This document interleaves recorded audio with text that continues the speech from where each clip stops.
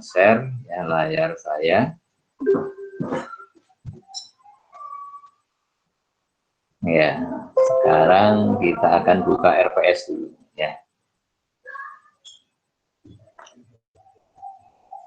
Baik, ya ini adalah RPS-nya.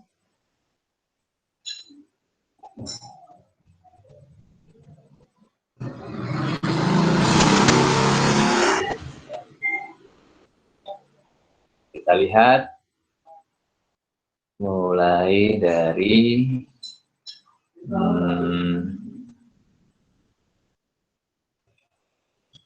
ya, supaya komplit ya, supaya komplit dari capaian pembelajaran ya. Capaian pembelajaran program studi ya. Yang pertama, menunjukkan sikap bertanggung jawab ya, atas pekerjaan di bidang keahliannya secara mandiri ya. Ini nanti ya, caranya bagaimana? Caranya nanti kan akan ada tugas-tugas, ada tugas PR ya, ada kuis ya. Ya silahkan kalian ya dikerjakan secara mandiri ya. Kemudian silahkan dikerjakan sebaik-baiknya dan pengumpulannya jangan sampai melewati batas waktu akhirnya. Ya, ini adalah sikap yang bertanggung jawab dan mandiri. Apakah ada yang bergabung? Kita terima dulu ya. Kemudian yang kedua, mampu menerapkan pemikiran logis, kritis, inovatif, bermutu, dan terukur dalam melakukan pekerjaan ya, yang spesifik di bidang keahliannya. Jadi caranya ya ketika kalian mengerjakan latihan-latihan AKL ya nanti ada ya hal-hal yang harus dianalisis ya, secara menggunakan logika ya. Kemudian ya juga kalian harus hati-hati kalau ada data-data banyak yang diberikan sebenarnya tidak semuanya diperlukan, misalkan begitu harus kritis ya. Dan juga harus inovatif ya, sekiranya ada data yang disembunyikan ya. Ini datanya kok nggak ada ya, sebenarnya ada, hanya harus dicari dulu, maka kalian harus berinovasi di situ, harus kreatif ya. Dan juga harus bermutu ya, yang kalian mengerjakannya dengan mutu yang tinggi, dengan baik ya. Kemudian juga terukur ya, waktunya diperkirakan. Jangan sampai terjadi ya mengerjakannya pengen yang sangat bagus tetapi menjadi waktunya lewat ya. Utamanya kalau ujian tentunya ya. Kemudian yang ketiga, mampu menunjukkan kinerja mandiri, bermutu, terukur. Ya, ini ya kurang lebih sudah diwakili di poin 1 dan 2. Yang keempat, ya, mampu mengaplikasikan akuntansi untuk kombinasi bisnis, kemudian untuk investasi saham dengan metode ekuitas dan metode yang lainnya, serta menyusun laporan konsolidasi. Ini yang menjadi nanti ya materi kita ya mengenai kombinasi bisnis ya, penggabungan usaha. Kemudian bagaimana pencatatannya ya untuk investasi saham dengan metode ekuitas ya, yang sudah dikenalkan di pengantar akuntansi ya di semester 2 ya. Kemudian juga menggunakan metode yang lainnya, yaitu metode apa? Metode biaya, cost method ya, dan juga ya mampu menyusun laporan konsolidasi ya.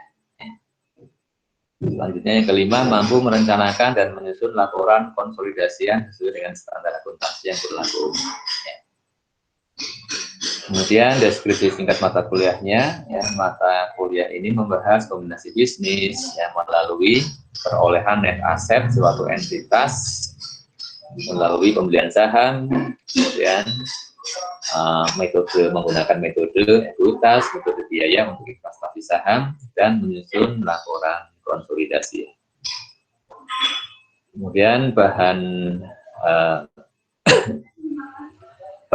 materi kuliahnya ya, rujukannya yang utamanya adalah bahan ajar AKL yang disusun oleh Ibu Iin Indrawati ya, dan buku praktikum AKL ya, buku latihan-latihan yang dinamakan workbook ya, buku latihan, buku kerja yang disusun oleh Pak Agung Nardito ya.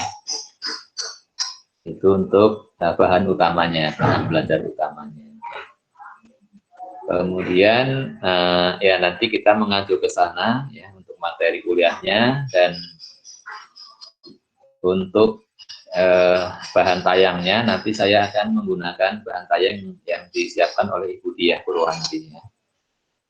Kemudian untuk materi pendukung ada buku BIMS yang sudah di-share juga kepada kalian, PSAK, ya. Nanti kalian bisa cari ya PSAK yang terkait ya, utamanya itu ya. Kemudian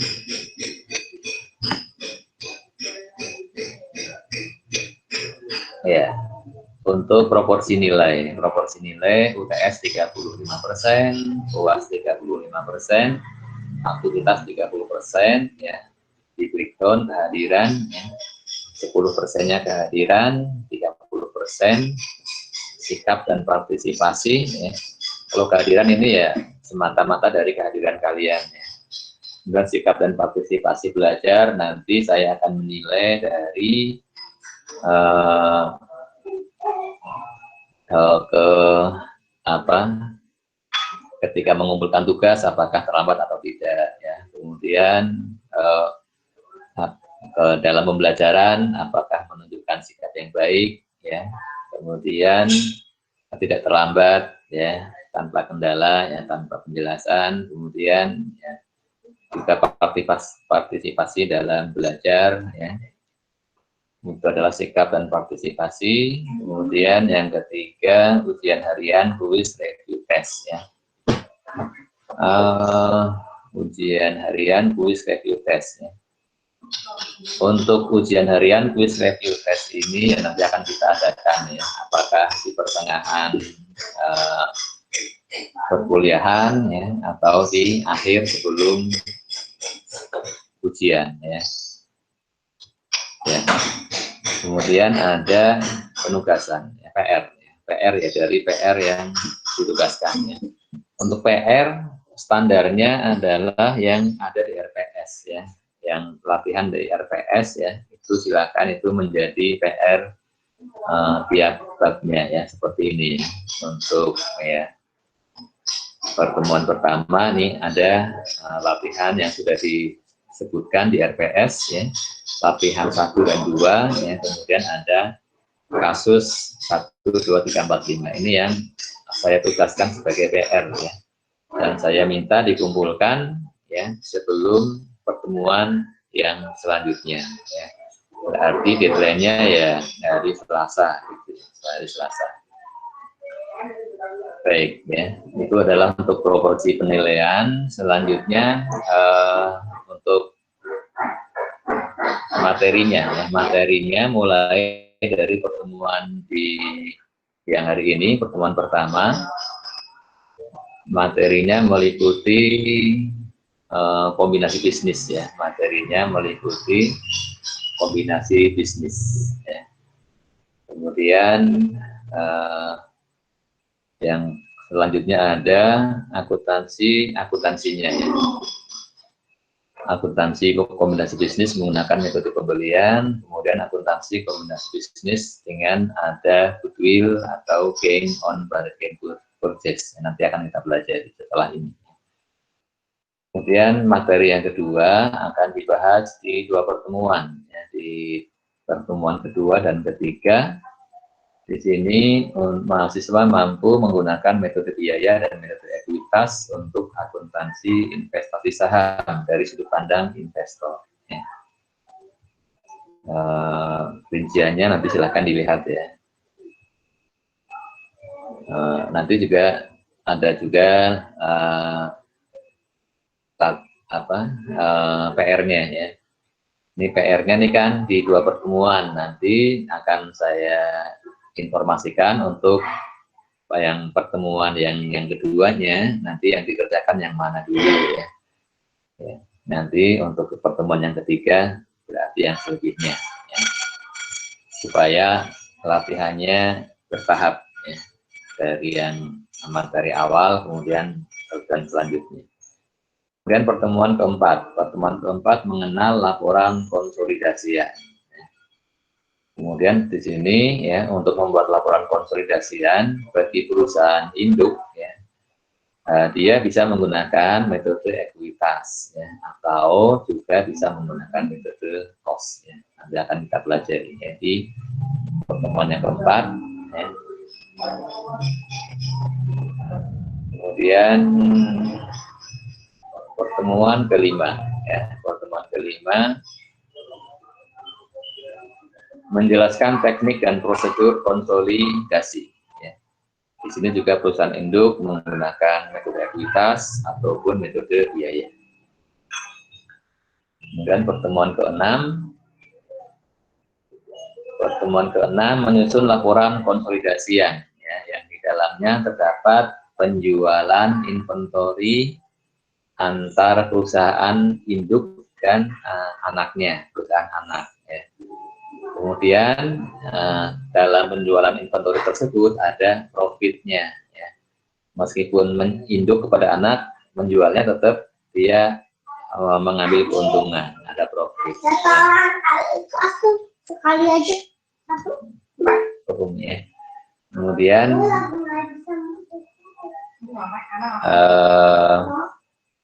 sama Mas Yasa, ya sama Mas Yasa. Itu yang keenam.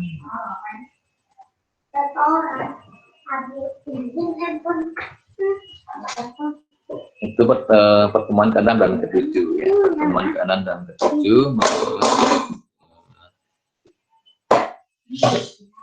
ada penjualan inventory antara induk dengan anak ya. Kemudian pertemuan ke-8-nya ke UTS ya. Ini tidak ada waktu untuk review, untuk mereview materi ya. Ya nanti kita perlu pikirkan untuk pelaksanaan kuisnya bagaimana ya. Kalau ada satu pekan yang kosong, tidak ada materi yang dibahas, itu untuk kita review dan untuk kuis ya. Hanya saja ternyata sebelum UTS tidak ada waktu kosongnya ya. Ya nanti akan kita atur waktunya supaya kita sempat untuk ada kuis ya sebelum UTS ya, 1 kali atau 2 kali ya. Mudah-mudahan bisa 2 kali. Ya. Baik, ya seperti itu untuk kita melihat RPS-nya, ya. Dan atau sekalian setelah UTS ya, kita lihat sekilas ya. Setelah UTS, pertemuan 9-10 menyusun laporan konsolidasian, ya. Di dalamnya terdapat transaksi penjualan aset tetap antara perusahaan induk dengan anak, ya. Ini setelah UTS ya, materinya nyambung ya dengan materi sebelum UTS ya. Jadi bersambung materinya ya. Kemudian pertemuan 11-12 ini juga melanjutkan ya. Jadi masih menyusun laporan konsolidasian, kemudian di dalamnya terdapat transaksi penjualan obligasi antara induk dengan anak ya. Kemudian pertemuan 13-14 ini menerapkan praktik akuntansi terkait perubahan kepemilikan saham ya, tadinya memiliki 60% dan bertambah menjadi 70, atau dari 80% berkurang menjadi 60, atau bahkan berkurang menjadi kurang dari 50% ya. Kemudian ini materi terakhirnya ya, kalau di sebelum UAS ada satu pertemuan ya, ada satu pertemuan yang untuk review. Ini bagus ya, sehingga ada kesempatan yang longgar untuk review tes ya, untuk kuis, untuk mereview materi. Baik, itu sekilas untuk RPS-nya ya. Kemudian kalau metode pembelajarannya ya, metode belajarnya seperti apa ya. Di sini ya, untuk metode belajarnya bisa sinkronus ya, sinkronus seperti sekarang yang kita lakukan ya, tatap muka secara langsung ya, secara online, atau juga bisa juga asinkronus ya, bisa juga ya tatap mukanya tidak langsung ya, hanya melalui rekaman video ya. Ya mungkin ya nanti ada kalanya ya saya menyiapkan rekaman materi ya, penjelasan saya rekam, kemudian saya minta kalian untuk membuka ya pada waktu jam pelajaran ya. Ini namanya asinkronus ya. Ini juga akan saya lakukan juga ya kapan-kapan ya. Baik ya, itu adalah mengenai RPS. Barangkali ada yang mau ditanyakan sebelum kita masuk ke materinya. Silahkan. Ya, saya siapkan dulu nih materinya ya. Apakah ada yang mau ditanyakan dulu atau kita mau langsung belajar saja? Baik ya, sementara mungkin kalian sudah sangat penasaran ya dengan akuntansi keuangan lanjutan seperti apa. Baik ya, kita langsung buka saja ya. Jadi untuk slide-nya saya menggunakan slide yang disiapkan oleh Ibu Diah Purwanti ya. Yang disiapkan oleh Ibu Diah Purwanti ya. Karena sudah sangat bagus ya materinya ya yang sudah disiapkan ya. Sebentar ya, saya sambil membuka materi yang dari Bu Iin ya. Sebentar, saya sambil buka materi yang dari Bu Iin.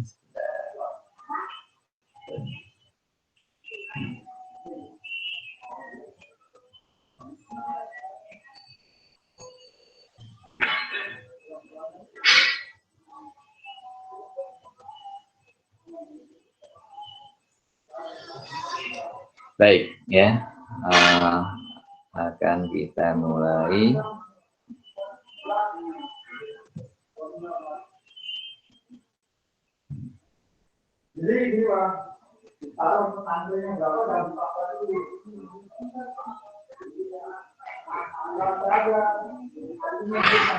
Baik ya, untuk yang menjadi dasar literatur ya untuk kombinasi bisnis ya, kalau di Indonesia ini sudah disesuaikan dengan kombinasi bisnis di Indonesia. Yang pertama adalah standar akuntansi keuangan 22 ya, tentang penggabungan usaha. Kemudian standar akuntansi keuangan yang keempat ya, ini tentang laporan keuangan konsolidasi, dan juga standar akuntansi keuangan nomor 15 tentang investasi pada perusahaan asosiasi ya. Silakan nanti kalau kalian merasa perlu untuk membuka SAK-nya, silakan kalian cari ya. Silakan kalian cari SAK yang terkait ya. Kemudian kita awali dengan pengertian ya, kombinasi bisnis ya. Ini pengertian menurut SAK nomor 22, paragrafnya paragraf 8. Kombinasi bisnis adalah penyatuan dua atau lebih perusahaan yang terpisah menjadi satu entitas ekonomi. Karena satu perusahaan menyatu dengan perusahaan yang lainnya. Atau karena perusahaan yang satu memperoleh kendali, memperoleh kontrol pengendalian atas aset dan operasi perusahaan lain. Bedanya apa antara menyatu dengan mendapatkan kendali? Kalau menyatu itu artinya dua perusahaan A dan B kemudian bergabung menjadi satu ya. Kemudian yang satunya hilang, itu namanya menyatu. Atau A dan B bergabung menjadi perusahaan baru, jadi namanya menjadi C, itu namanya menyatu, dua perusahaan menyatu. Kalau yang satunya memperoleh kendali ya. Memperoleh kendali itu artinya A membeli sahamnya B ya, sebanyak 51% ya, sehingga A menjadi bisa mengendalikan ya perusahaan B, karena ya apapun yang diputuskan oleh B itu pasti adalah atas keinginannya A, karena dia memiliki saham, memiliki hak suara 51%. Kalau voting pasti menang ya. Ini namanya memperoleh kendali tanpa A dan B menjadi satu perusahaan ya, tanpa B menjadi hilang ya. Ini namanya yang diistilahkan dengan suatu perusahaan memperoleh kendali, ya, memperoleh kontrol atas aset dan operasi perusahaan lain. Ini pun dinamakan juga sebagai kombinasi bisnis ya. Bisa menyatukan, memang menyatu, atau bisa dia sekedar memperoleh pengendalian.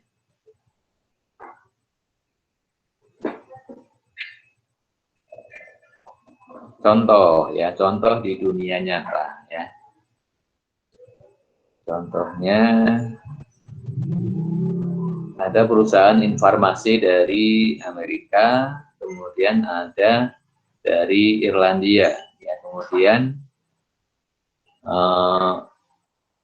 melakukan kombinasi bisnis ya,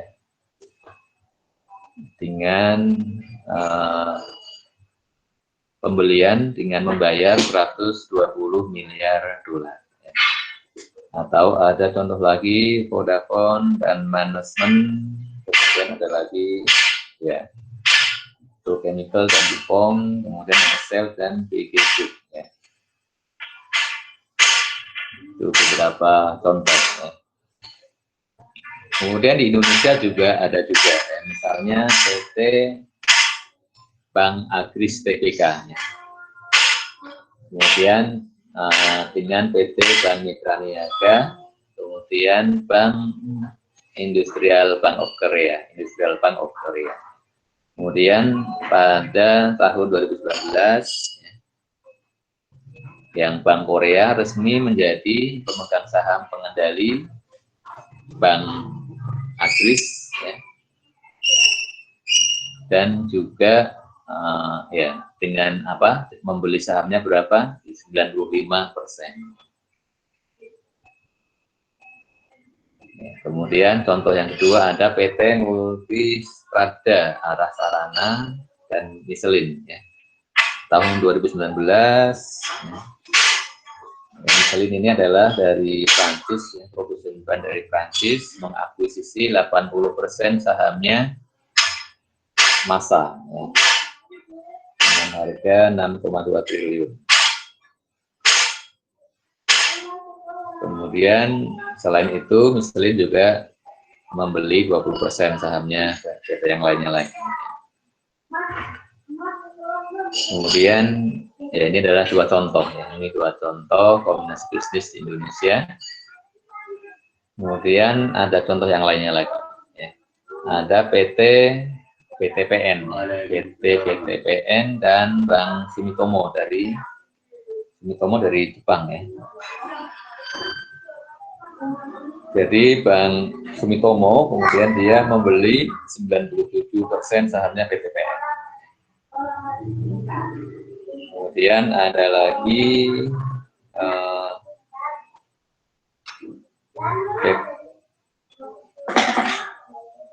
sudah nih ya. Baik, kemudian ada lagi contoh lainnya ya.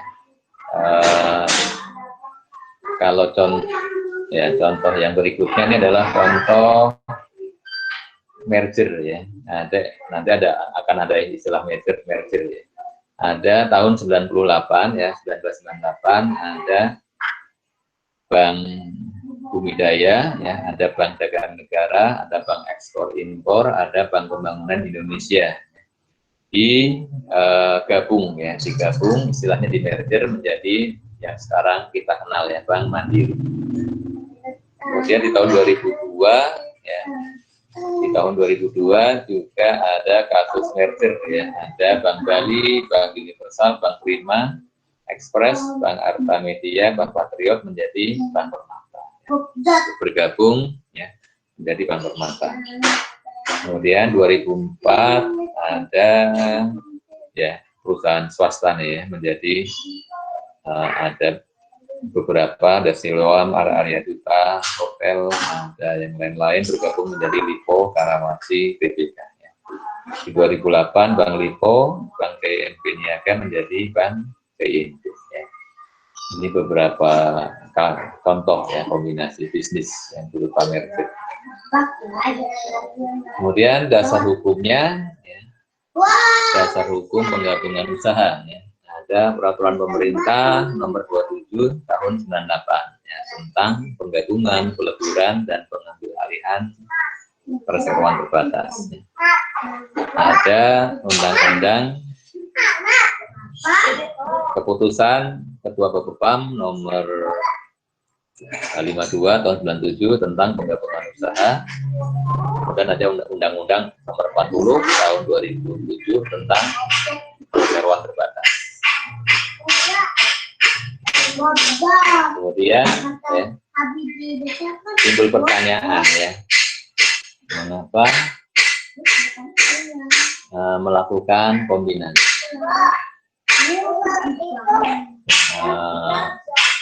Ini ada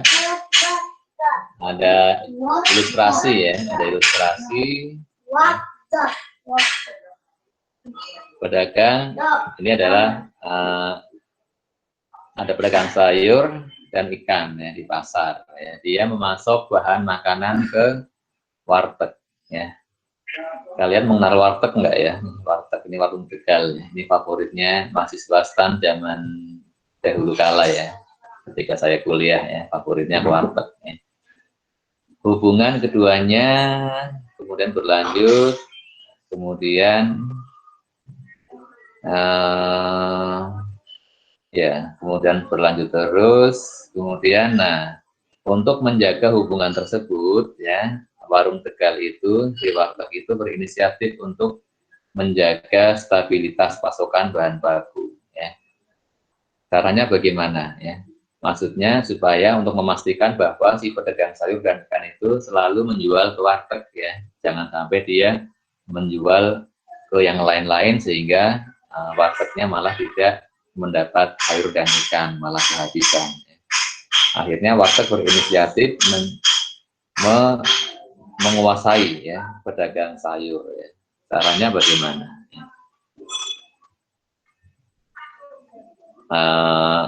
Ya, menguasainya ya kalau seperti apa? Ya kalau yang PT sih dengan membeli sahamnya ya. Baik, itu hanya sekedar ilustrasi ya mengapa melakukan kombinasi bisnis ya. Jadi salah satunya untuk menjaga hubungan supaya pasokannya tetap lancar. Kemudian ya bentuk kombinasi bisnis ya, bentuk kombinasi bisnis ada ya ada perusahaan A, ada perusahaan B, kemudian dia menyatu ya, A dan B menyatu menjadi perusahaan A ya. Dalam hal ini perusahaan B menjadi apa? Menjadi hilang ya, dia lebur kepada A ya. Jadi tadinya ada A dan ada B, kemudian B bergabung dengan A menjadi sehingga B-nya hilang, tinggal perusahaan A saja. Ya. Atau gantian atau sebaliknya ya, ada B kemudian bergabung menjadi yang dipertahankan adalah nama yang B, PT B, PT A-nya yang melebur. Yang seperti ini dinamakan merger ya. Yang seperti ini dinamakan merger.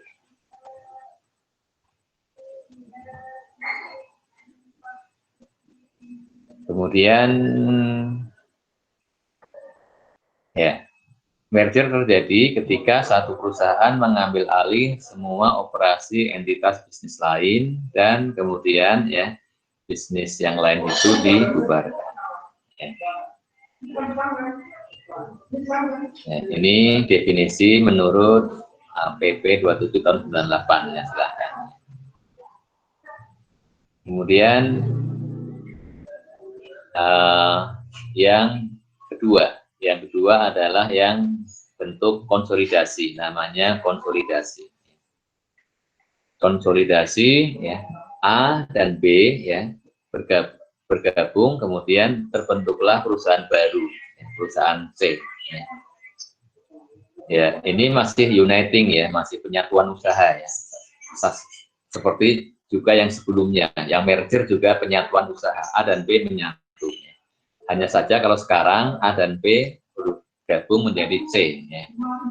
A dan B hilang semuanya. Ya. Ya ini supaya nggak ada iri hati ya, tidak ada iri-irian ya. Jadi siapa yang dipertahankan nih, A atau B ya. Kalau yang bergabung itu perusahaan yang setara ya, kan masing-masing pun maunya saya dipercaya yang dipertahankan, ya. Saya juga yang dipertahankan. Yang satunya bilang begitu, ini ya sudahlah kita bikin saja yang baru ya, C. Kalau yang sebelumnya ya boleh jadi ya, kemungkinannya adalah kalau A lebih besar maka A yang dipertahankan. Kalau B yang lebih besar, B yang dipertahankan.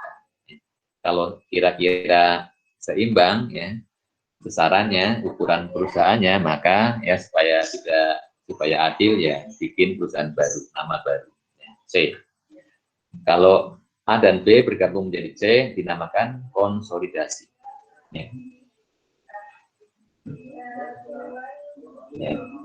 Jadi konsolidasi terjadi ketika dua atau lebih perusahaan bergabung dalam operasi yang sama. Ya. Kemudian semua entitas yang bergabung membubarkan diri dan membentuk entitas bisnis yang baru.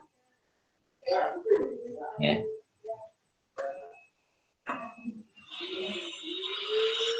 Ya, definisi hukumnya silakan dibaca saja ya.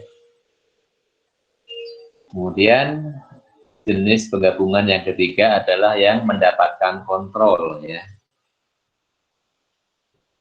Yang diistilahkan dengan akuisisi ya. Jadi ada perusahaan A, ada perusahaan B ya. Kemudian A ya membeli ya sahamnya PTB ya.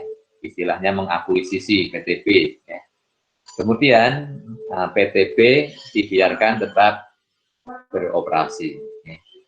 Jadi ya setelah A membeli sahamnya B, maka A ya sekarang menjadi pemilik terbesar saham B ya.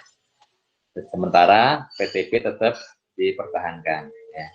Ini A mendapatkan pengendalian atas PTB karena memiliki saham lebih dari 50%. Yang seperti ini dinamakan akuisisi ya. Ya. Jadi ya dua atau lebih perusahaan bergabung dalam operasi yang sama, kemudian semua entitas yang bergabung tetap beroperasi secara terpisah ya. Hanya saja salah satu menjadi pengendali atas yang lainnya. Ya, ini secara hukum ya definisinya. Silahkan dibaca. Ya, kemudian ya integrasi antar perusahaan, ya, penggabungan antar perusahaan. Penggabungan antar perusahaan yang pertama ada integrasi yang sifatnya horizontal, ya.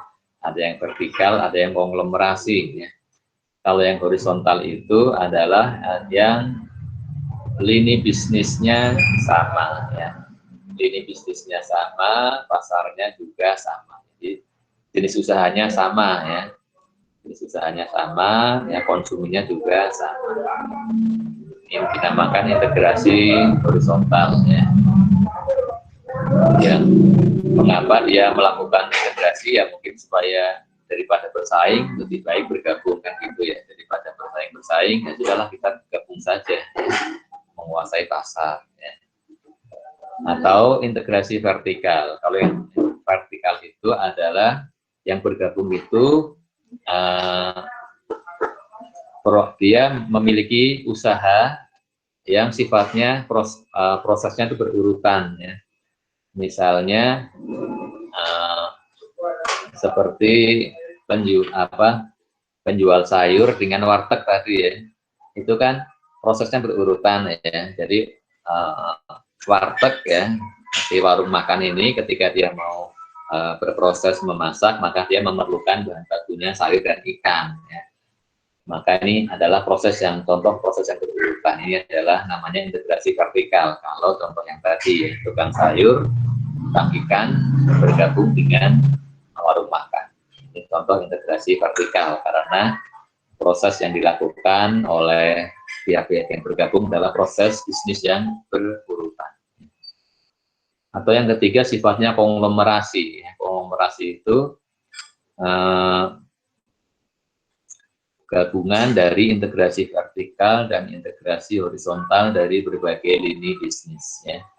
Konglomerasi itu ya perusahaan ya kadangkala yang tidak berhubungan ya, yang tidak ada kaitannya, seperti contoh yang lipo tadi ya, yang lipo Karawaci itu kan ada rumah sakit, ada bank, ada apa ya, kemudian bergabung menjadi suatu konglomerasi karena yang sifat integrasinya ada yang vertikal, ada juga horizontal, dan juga dari berbagai lini usaha.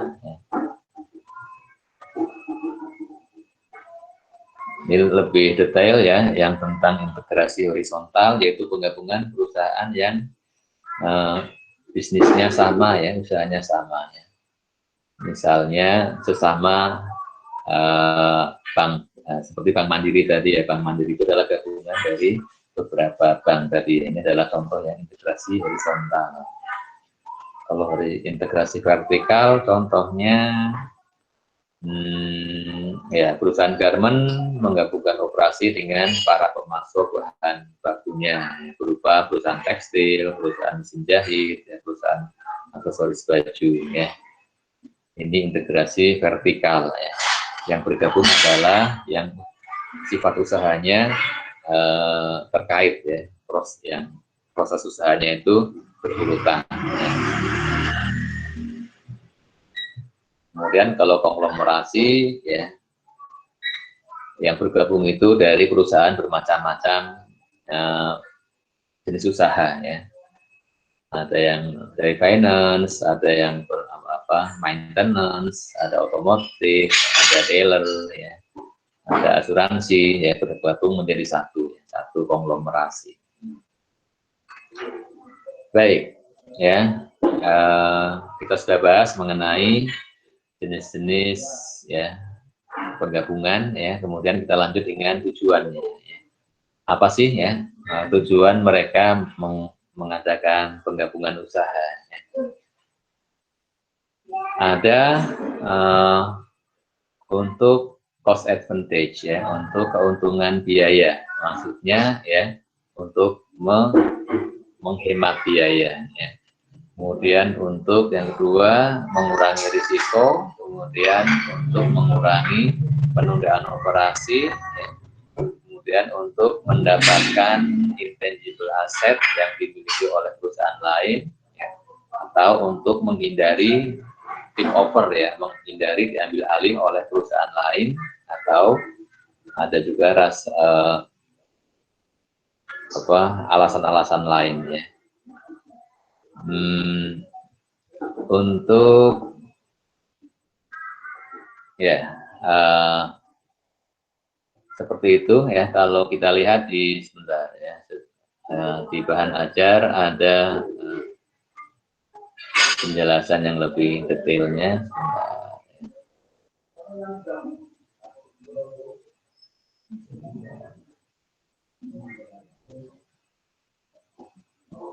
Atau saya buka yang sudah saya siapkan sebentar.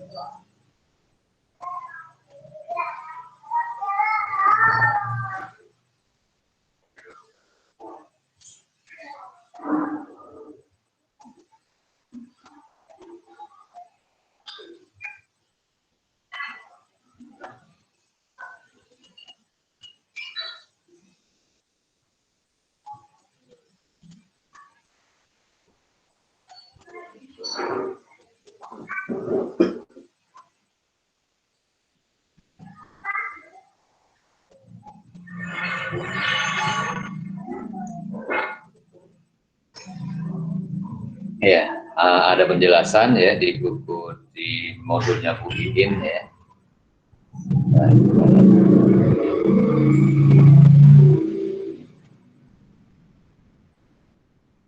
Ya, di antaranya ya tadi ya, tujuan penggabungan usaha menghemat biaya ya. Menghemat biayanya bagaimana ya? Di antaranya adalah biaya berbagai manajer ya. Kalau bergabungnya adalah bergabung yang sifatnya A dan B bergabung menjadi C ya. A dan B bergabung menjadi C ya. Namanya apa itu? Konsolidasi ya. A dan B menjadi C ya. Maka banyak posisi-posisi manajer yang menjadi hilang ya. Yang tadinya manajer keuangan 2 menjadi tinggal 1 ya. Sehingga hemat biaya ya. Atau bisa juga menghemat biaya penelitian produk baru ya. Tadinya ya kalau PTA belum punya produk yang mau dia ingin membuat produk baru ya, sementara PTB sudah punya produk itu ya. Nah, daripada PTA mengeluarkan biaya research and development untuk membuat produk baru ya sudahlah, kita beli saja PTB ya, kita kuasai PTB ya, itu adalah menghemat biaya penelitian. Kemudian atau juga tadi ada mengurangi risiko ya, misalnya perusahaan ingin membuka pasar baru atau ingin mengembangkan produk baru ya, atau ya ingin membuka cabang baru lah ya. Ada perusahaan ingin membuka cabang baru di luar pulau ya. Ini kan perusahaan harus harus survei dulu ya.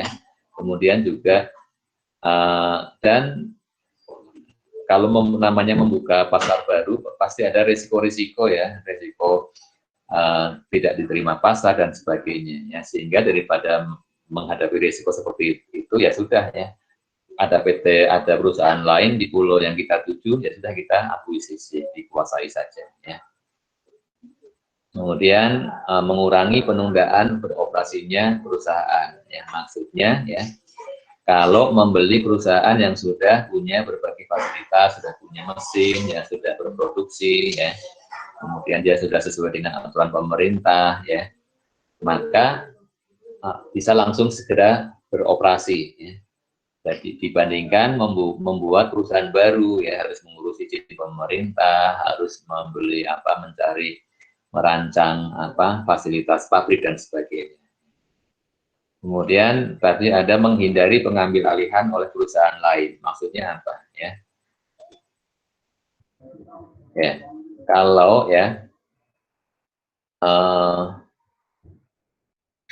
kalau ada perusahaan lain yang ingin mengakuisisi kita, ya, maka sementara kita nggak mau dikuasai oleh orang lain. Ya. Salah satu caranya adalah ya sudah, kita kuasai atau kita bergabung dengan perusahaan yang lainnya supaya lebih besar ya. Kalau lebih besar tentunya menjadi lebih sulit untuk dikuasai oleh orang lain ya. Dibandingkan kalau perusahaan yang kecil ya. Kalau perusahaan yang kecil kan lebih mudah dikuasai oleh perusahaan lain ya. Kemudian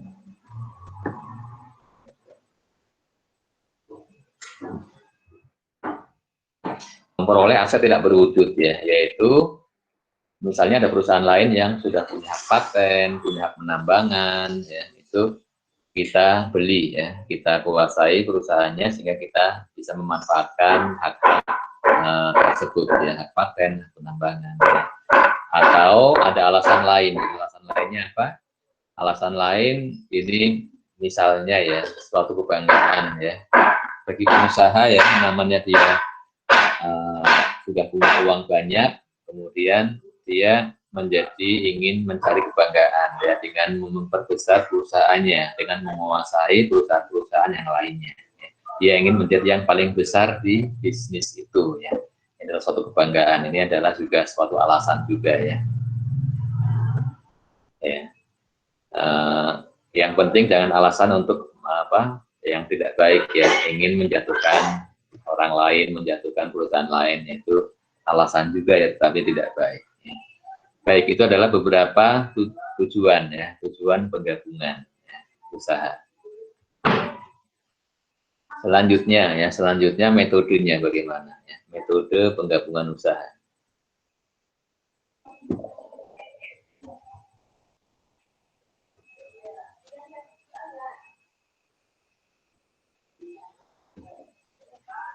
Ya. Satu atau lebih perusahaan menjadi perusahaan anak. Ya, ini adalah yang model konsolidasi, yang model apa nih? Model akuisisi ya, yang akuisisi ya. Jadi yang satu, jadi sifatnya salah satu perusahaan mendapatkan kendali, mendapatkan pengendalian ya, atas perusahaan yang lain.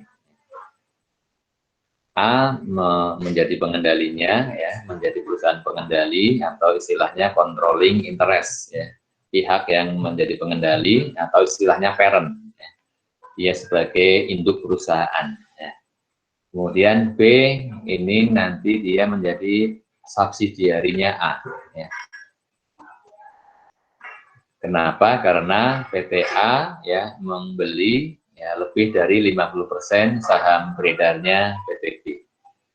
Dan setelah bergabung itu, setelah dibeli sahamnya 50% lebih itu, PTB tetap beroperasi. Ya. Ini berarti ya PTB menjadi apa? Menjadi anak perusahaannya PTA. Ya. Bisa juga nanti A menguasai saham PTC, PTD, bisa juga ya, sehingga bisa anak perusahaannya bisa lebih dari satu.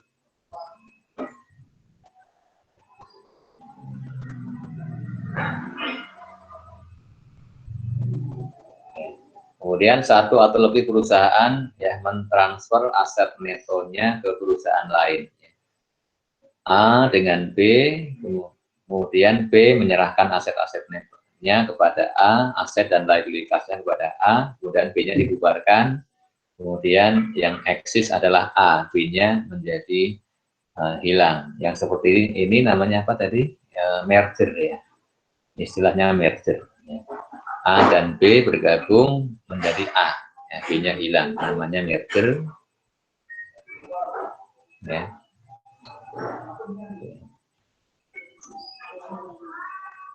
Kemudian masing-masing perusahaan mentransfer aset neto itu aset dikurangi liabilitas ya.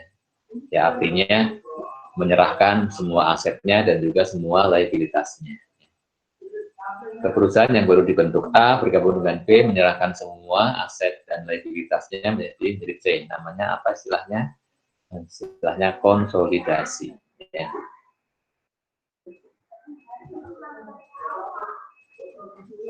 Nah sekarang ya kita lanjut ke akuntansinya. Ya. Akuntansi penggabungan usaha.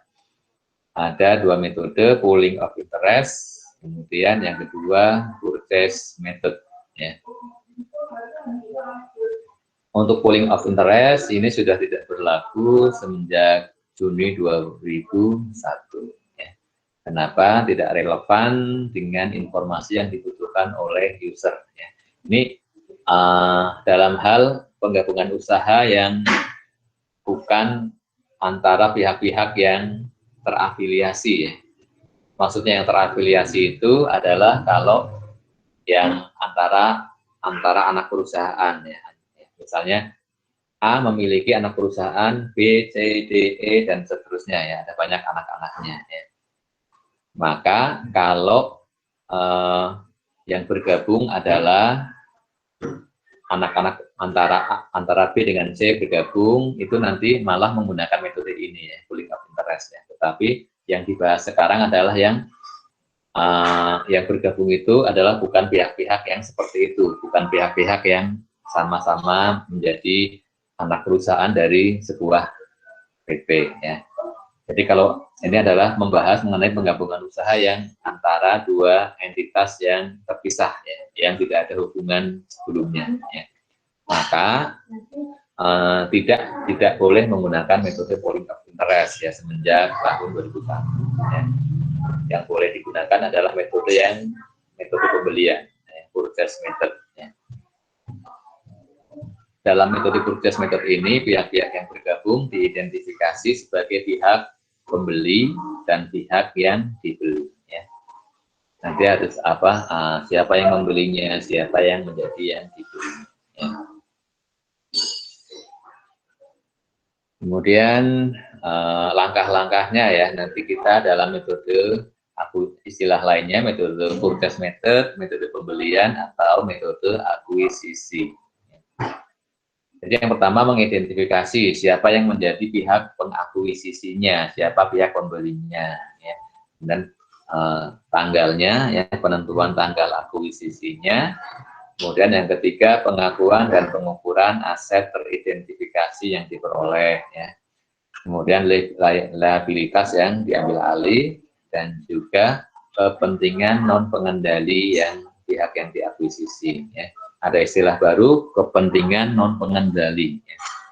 Tadi kan kita sudah mengenal ada istilah controlling interest, ya. Controlling interest adalah kepentingan siapa? Kepentingan pengendali, ya. Pihak pengendali, ya. Pihak yang memiliki saham lebih dari 50%. Ya.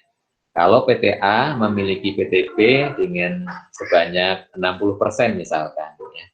Berarti artinya apa? Artinya ada yang 40% sahamnya PTP, pemiliknya siapa? Pemiliknya ya pihak lain, ya. Apakah PT lain atau perusahaan apa atau orang-orang pribadi. Ya. Nah, pihak-pihak pemilik ya 40% sahamnya PTP itu dinamakan sebagai kepentingan non pengendali, ya. Istilahnya kalau dalam bahasa Inggris non-controlling interest, ya. Non-controlling interest, NCI disingkatnya begitu. Kepentingan non pengendali, ya. Pihak yang diakuisisi, ya, PTP misalkan. Kemudian yang keempat kita menentukan, ya, pengakuan dan pengukuran goodwill, ya. Kalau membeli perusahaan lain, ya, ada kemungkinan timbul goodwill atau ada keuntungan, ya, dari pembelian itu. Nanti akan kita bahas lebih lanjut, ya.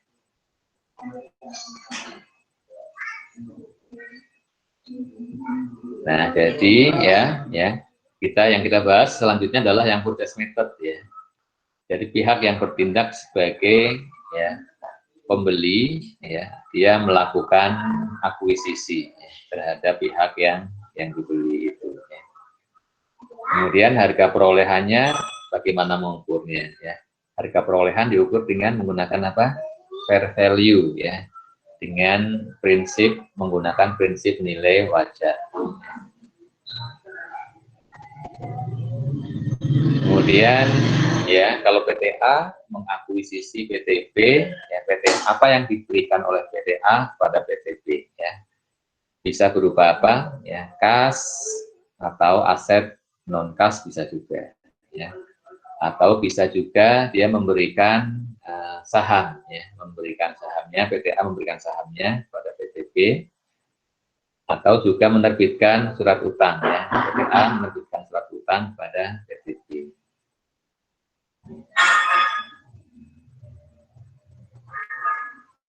Kemudian ya itu yang bisa diberikan, ya, bisa kas, non kas, atau efek surat berharga, ya, utang atau surat berharga ekuitas, ya.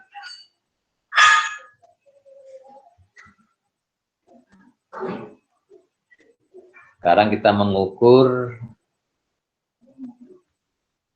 ya, harga perolehan, ya. Harga perolehan diukur oleh perusahaan pembeli, oleh yang pengakuisisi sebesar berapa, ya. Ya, sebesar imbalan yang diberikan, yang diserahkan berupa kas yang dikeluarkan atau yang dibayarkan, ya. Kemudian kalau memberikan juga aset non kas, maka berapa nilai wajarnya, ya. Kemudian kalau menerbitkan surat berharga ekuitas, ya, atau surat berharga utang, maka berapa nilai wajarnya, ya. Berapa nilai wajarnya, nilai pasarnya berapa, fair value-nya berapa, ya. Misalnya PTA mengakuisisi PTP dengan imbalan uang tunai 100 miliar, kemudian Ini ya, Poppy Corporation membayar 100 miliar uang tunai atas pembelian semua aset neto. Ya, aset neto tadi apa? Ya, seluruh aset dan seluruh liability milik Sani dalam rangka kombinasi bisnis. Pembayaran tersebut dibayarkan kepada pemiliknya PT Sani. Selain membayarkan untuk membeli perusahaan itu, membayar berapa? 100 miliar. Ya. Kemudian Poppy Corporation membayar biaya konsultansi ya untuk membayar tenaga ahli untuk penggabungan usaha 100 juta ya. Dan juga jasa notaris 200 juta ya. Maka ya yang dibayarkan di sini uang tunai 100 miliar dibayarkan kepada siapa? Kepada pemegang sahamnya Sani Corporation. 100 juta tunai kepada siapa? Konsultan akuisisi ya, dan juga 200 juta untuk notaris ya, jasa notaris.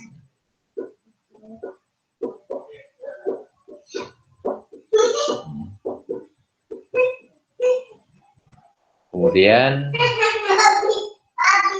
ya, untuk 100 miliar yang dibayarkan oleh Poppy kepada pemilik Sani ini adalah dinamakan ya direct cost, biaya langsung. Kemudian untuk biaya yang lainnya yang untuk konsultan bisnis dan juga untuk notaris dinamakan indirect cost ya, biaya tidak langsung atas penggabungan usaha tersebut ya.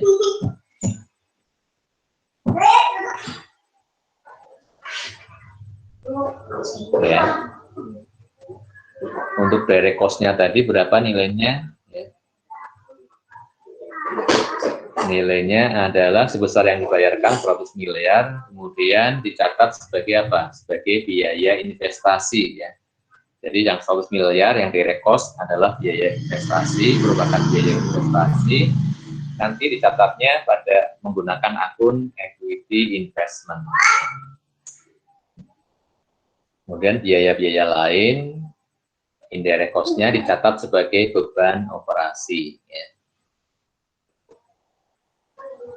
Jadi kalau ya, misalkan untuk imbalannya ada yang berupa saham yang diterbitkan ya, saham yang diterbitkan ya, maka biaya penerbitan dan registrasi ya, saham ya, sekuritas ekuitas ya, nanti dicatat sebagai apa? Dicatatnya sebagai pengurang additional paid-in capital ya, atau sebagai pengurang share premium ya sampai. Jadi kalau ada biaya-biaya terkait dengan penerbitan saham ya dalam rangka mengakuisisi PT lain, maka dicatat sebagai pengurang additional paid-in capital atau sebagai pengurang share premium. Berarti kita debit ya, debit share premium atau debit additional paid-in capital ya, kreditnya kas tentunya ya. Kemudian sudah ya. Bagaimana kalau kita menerbitkan surat utang ya, ada biayanya ya. Maka biaya penerbitan surat utang nanti juga sebagai pengurang premium kalau surat utang kita ada premiumnya, atau kalau kita menerbitkannya diskon ya menjadi penambah diskon ya.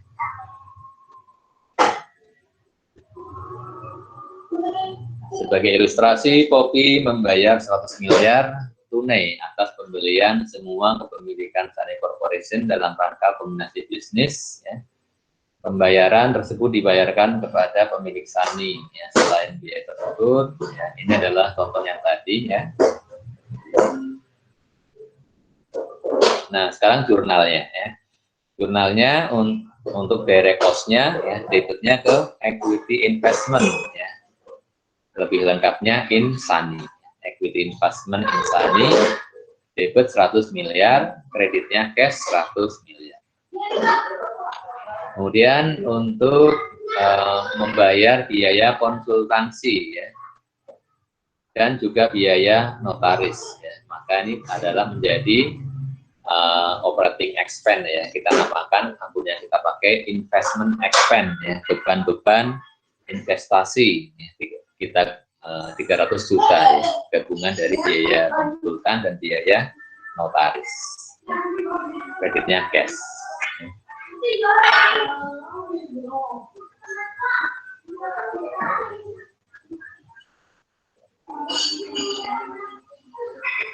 Kemudian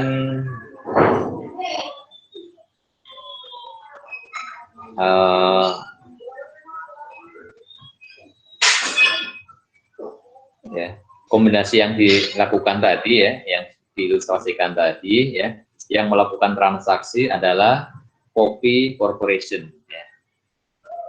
PT Poppy ya, dengan siapa? Dengan pemilik Sunny Corporation.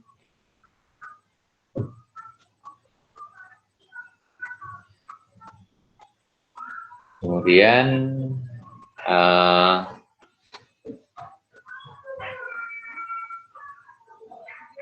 yang membuat pencatatan adalah Poppy ya.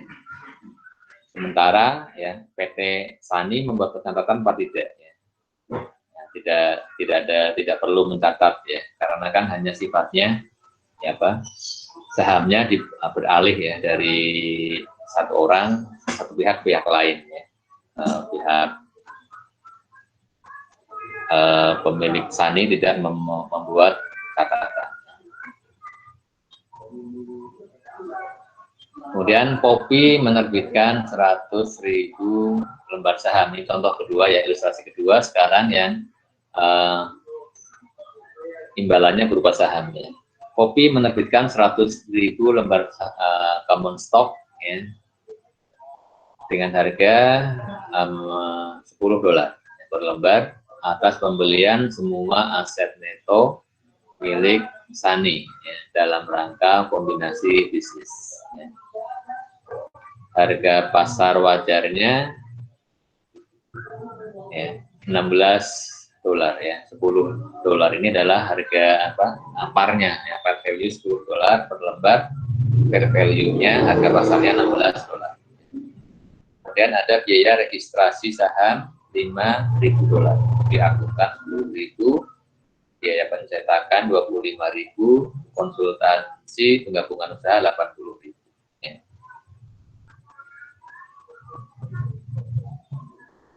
Maka jurnalnya yang pertama adalah jurnal atas investasinya ya, atas direct cost-nya ya. Debitnya equity investment in Sunny ya. Sebesar berapa? Sebesar nilai wajarnya ya, nilai wajar imbalannya yaitu 100 ya. 100.000 lembar dikalikan 16 nilai pasar ya, 1.600.000. Kemudian kreditnya adalah share capital ordinary sebesar par value 1 juta. Kemudian sisanya adalah share premi. Ini adalah untuk mencatat direct cost-nya. Yang kedua mencatat indirect cost-nya ya. Indirect cost-nya ya, yang berupa ya, biaya registrasi ya, yang terkait dengan penerbitan saham ya, ada registrasi 5.000, via akuntan 10.000, dan pencetakan 25.000, totalnya berapa? Ya, 5 tambah 10, 15 tambah 25, 40. Ya. 40.000 adalah terkait dengan penerbitan saham baru ya, untuk akuisisi. Maka dicatatnya adalah tadi debitkan ke share premium ya.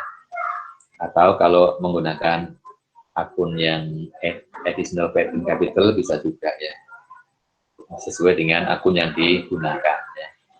Di sini digunakan akun share premium, maka debit share premium 40.000 sebesar total biaya terkait dengan penerbitan saham baru tersebut. Kemudian ada untuk biaya konsultansi adalah tadi dicatat sebagai operating expense ya, kita pakai akun investment expense 80.000.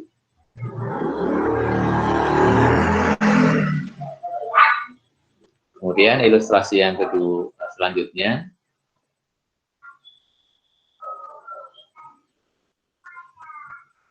ya.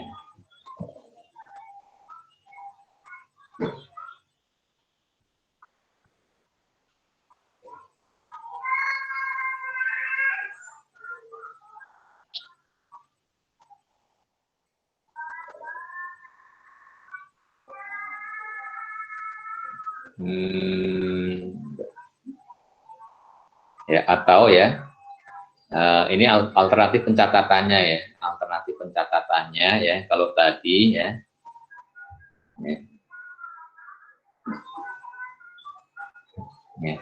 kalau tadi untuk mencatat biaya ya penerbitan saham kita catat terpisah ya. Jadi kita membuat jurnal yang pertama adalah untuk direct cost-nya, kemudian jurnal yang kedua untuk indirect cost-nya.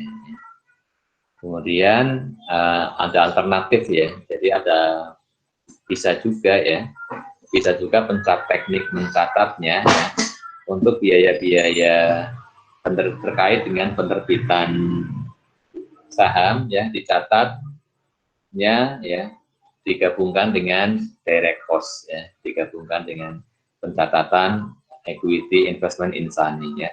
Jadi equity investment insani tetap kita 600, kemudian share premiumnya di sini kita awalnya 600.000, kita langsung kurangi dengan apa? Dengan biaya-biaya penerbitannya 40.000 sehingga share premiumnya menjadi 560.000. Kemudian untuk biaya-biaya penerbitannya ya kreditkan ke cash. Sedangkan yang kedua adalah untuk mencatat yang operating expense-nya, yang operasional expense-nya, investment expense 80.000, cash 80.000 ya. Silahkan ya mau alternatif yang pertama ya, atau boleh juga yang kedua ya. Mungkin lebih sederhana yang pertama ya, kalau saya lebih suka yang alternatif yang sebelumnya. Wah, sudah saatnya latihan soal ya. Sudah saatnya latihan soal.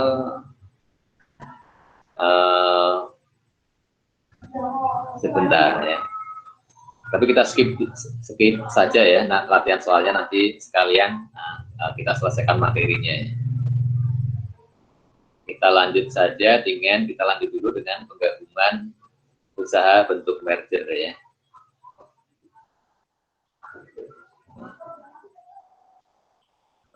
Ya. Kalau bentuk merger A bergabung dengan B, kemudian B hilang ya, B-nya lebur menjadi A ya. Itu namanya merger ya.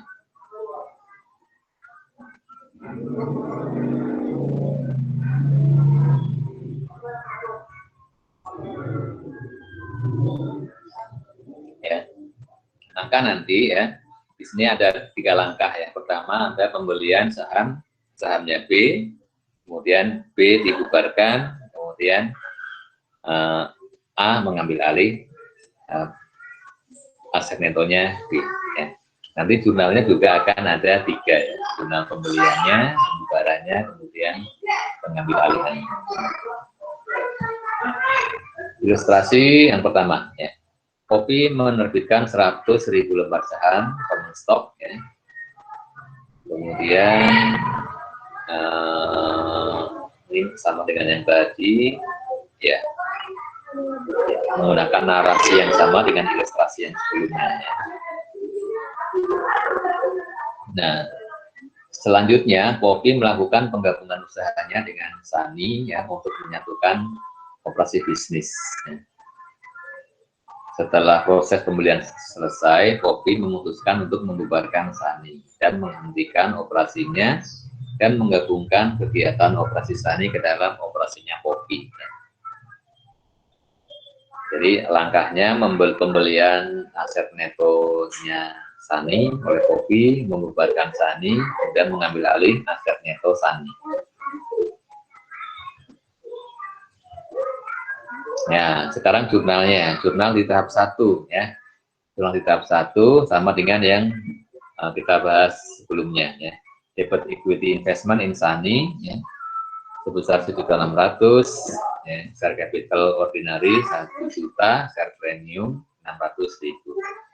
Kemudian mencatat biaya-biaya indirect ya, biaya konsultasi, investment 80.000 ya, terkait dengan penerbitan saham, debit share premium 40.000, kemudian yang di cashnya kredit 120.000.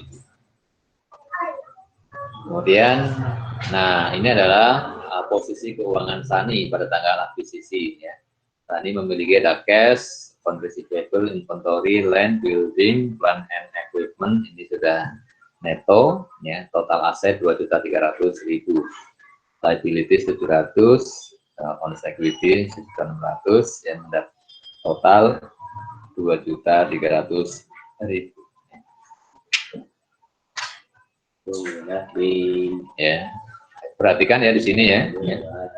Asumsi semua aset dan liabilities milik Sani sudah direvaluasi sebesar nilai wajar. Dan di sini diasumsikan lagi fair value-nya sama dengan book value. Maka nilai wajar ya, ini untuk memudahkan ya. Maka nilai wajar aset neto milik Sani ya, adalah ya total aset 2.300.000 ya, dikurangi dengan liability yang 700 ya. Maka net asetnya adalah 1.600.000 ya.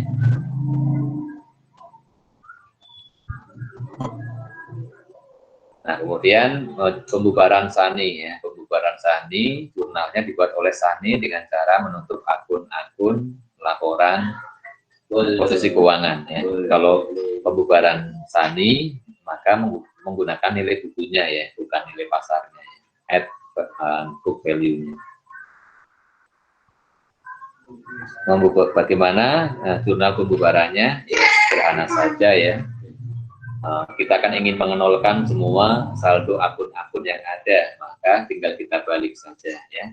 Aset semuanya kita kredit ya, kemudian liability dan equity kita debit ya. Maka setelah jurnal ini diposting, maka sekarang semua akun-akun pada pembukuan Sani saldonya 0 ya. Kemudian tab ketiga, Poppy mengambil alih aset neto Sani ya.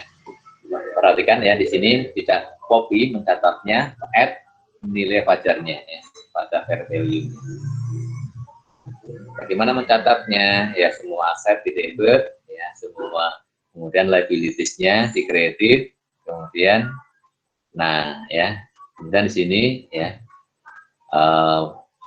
penyeimbangnya adalah akun equity investment in Sani ya. Jadi equity investment in Sani kan tadi kita munculkan ya di tahap 1 ya, debit 1.600 ya. Kalau kemudian Poppy mengambil alih ya net aset neto Sani semuanya, maka kemudian equity investmentnya di kredit ya, dikreditkan ya, berganti dengan apa? Dengan yang diambil alih ini, aset neto yang diambil alih. Ya, ini adalah sesuai dengan SAK 22 ya, revisian. Nah, selanjutnya Poppy memasukkan aset neto Sani ke laporan posisi keuangannya Poppy, digabungkan ya. Di sini perhatikan ya, asumsi semua aset dan liabilitas Sani sudah direvaluasi sebesar nilai wajarnya. Nah, maka ya asetnya sekarang ya kita gabungkan ya, aset yang diperoleh dari Sani dan liabilitas dari Sani digabungkan dengan aset dan liabilitasnya Poppy ya. Sehingga ya cash-nya menjadi berapa? Cash-nya awalnya sekian ya. Kemudian cash-nya Poppy dalam proses akuisisi berkurang berapa? Dalam proses merger berkurang 120.000. Untuk apa? Untuk bayar konsultasi dan hukum dan juga untuk membiayai penerbitan saham. Ya, tadi kan 120.000 kan ya. Maka cash-nya berkurang 120.000, kemudian bertambah cash dari Poppy 200.000. Account receivable ya, punya Poppy sekian ditambah dari Sani. Dan seterusnya ya. Untuk aset yang lain dengan cara yang sama tinggal ditambahkan saja dengan asetnya, nilai aset dari Sani ya. Untuk liabilities juga tinggal ditambahkan saja dengan aset liabilitiesnya Sani. Kemudian ya share untuk owner's equity-nya untuk apa? Untuk equity-nya ya, equity-nya share capital bertambah 1 juta, share premium tambah 60.000 ya, bertambahnya share premium 560.000, yaitu 600.000 dikurangi 40.000 biaya penerbitan saham. Kemudian RE-nya ya, RE-nya dari RE semula berapa, kemudian dikurangi dengan 80.000, ini apa? 80.000 adalah biaya apa? Beban investment tadi, yang apa? Untuk konsultasi dan juga untuk notaris, ya, itu kan menjadi pengurang return earning. Ya.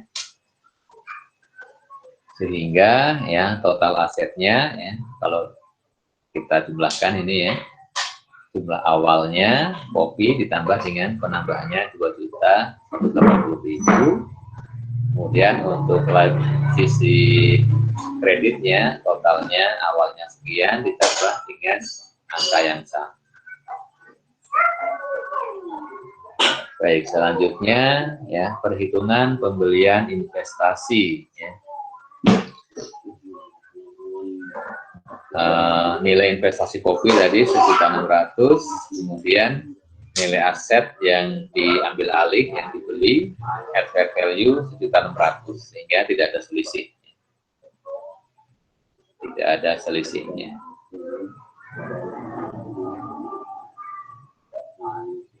Nah, sekarang ilustrasi dengan situasi yang sama dengan yang sebelumnya, hanya sekarang kasusnya adalah harga pasar common stocknya kopi $18 ya, sebelumnya 16 ya. Sedangkan informasi yang lain sama, data yang lain sama, maka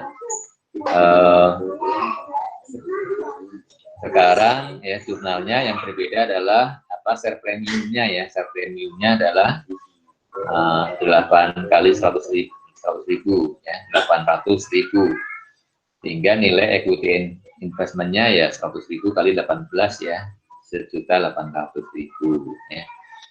Kemudian investment expense-nya sama ya, biaya penerbitan juga sama. Ini di bukunya kopi, kemudian Sani dibubarkan. Kalau Sani dibubarkan sih ya sama persis dengan yang sebelumnya, karena kan dia membubarkan sesuai dengan nilai bukunya ya. Kemudian diambil alih, ya mengambil alih ya, diambil alih ya sesuai dengan apa yang berbeda tadi, yang ya disesuaikan ya fair value-nya ya disesuaikan dengan kondisi yang baru ya, dengan ilustrasi yang kedua ini. Sehingga di sini investment insaninya 1.800.000. Kalau yang beda tadi apa ya, kita cek sebentar.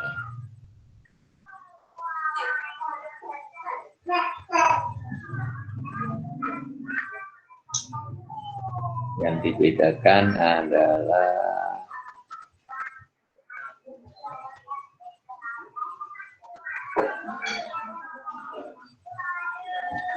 ya.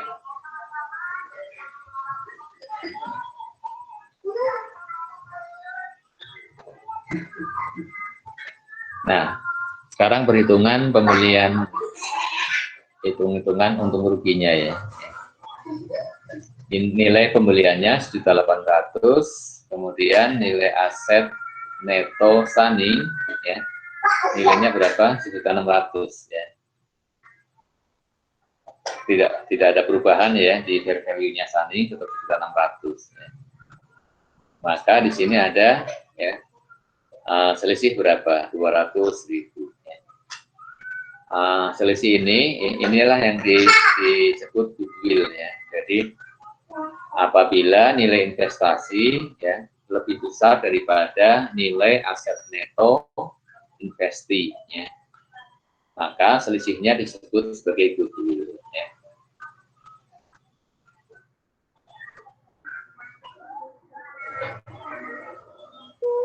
Nah, sekarang perhatikan ya, jurnal pengambil alihan asetnya Sani ya.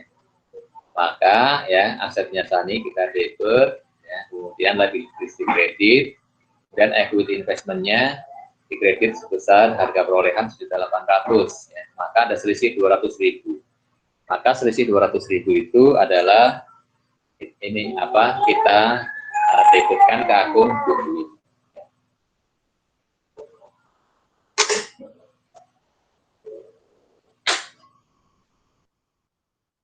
Ya, maka sekarang asetnya Sani bertambah ya, dengan cara yang sama seperti yang ilustrasi sebelumnya, hanya sekarang ada tambahan ya. Sekarang ya, Poppy mempunyai punya goodwill ya. Dia muncul ada goodwill 200.000. Ya, yang lainnya sama. Kemudian ya mungkin yang berbeda yang ini ya, nilai share premiumnya ya. Berbeda dengan ilustrasi yang sebelumnya. Nah, sekarang ya, ilustrasi yang ketiga adalah nilai wajar saham Poppy yang diserahkan ya, di nilainya $15 ya. Kalau sebelumnya 18 ya, sekarang 15. Maka di sini yang berbeda adalah nilai investment in Sani ya, 100.000 kali 15 berapa? 1.500.000. Maka share premiumnya 500.000. Kemudian ini adalah posisi keuangan Sani ya, tidak berubah, menggunakan angka yang sama ya, net asset netonya 1.600.000. Kemudian Sani dibubarkan ya. Kemudian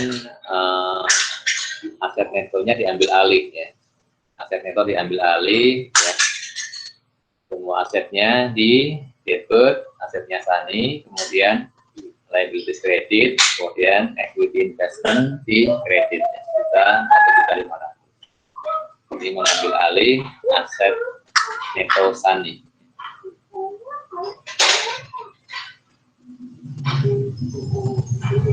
Ya, kemudian ternyata ya nggak balance ya, debitnya 2.300.000, kreditnya 2.200.000 ya.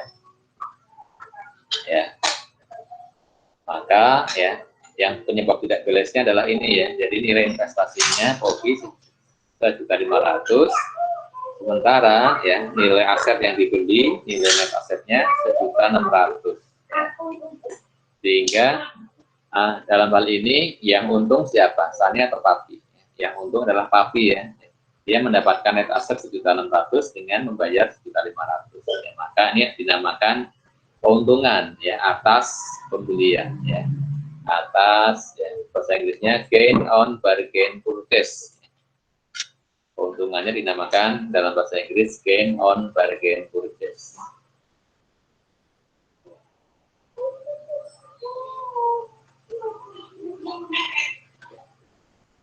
Ya, maka ya jurnal pengambil alihannya ya, yang selisih 100.000 tadi ya, ada selisih kredit 100.000, ini kita kasih nama akunnya adalah ya, kita akui sebagai keuntungan ya, gain on bargain purchase.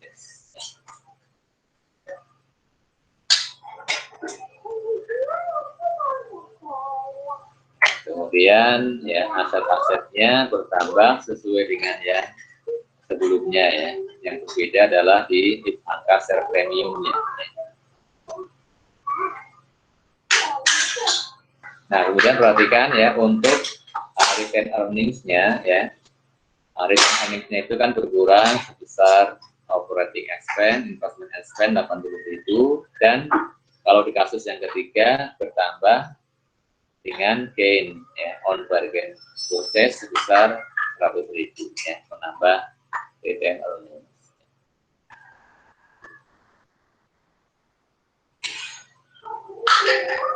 Baik ya, demikian ya pemaparan materi ya untuk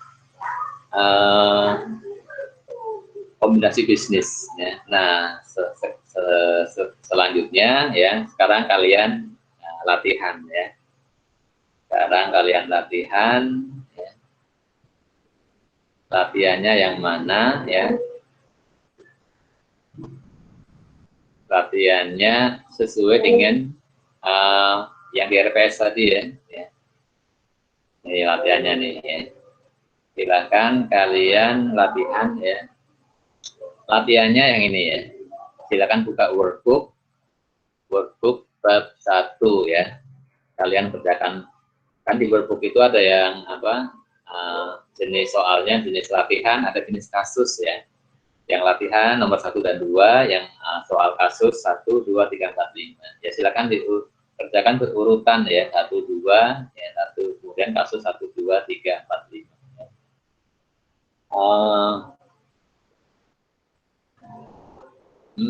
Saya beri waktu 30 menit ya, 30 menit nanti kita bahas sekilas ya. Jadi setelah ini akan saya akhiri dulu ya. Meet-nya akan saya close ya, akan saya akhiri. Selanjutnya kalian latihan, latihannya di mana? Latihannya di buku saja ya, kerjakan di buku ya. Nantinya saya akan dikumpulkan di foto-foto saja kan ya. Silakan latihan selama 30 menit, nanti 30 menit yang akan datang ya. Efektif enggak ya kalau dibuka lagi ya?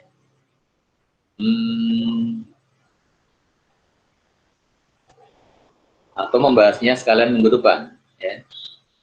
Coba saya minta pendapat kalian ya.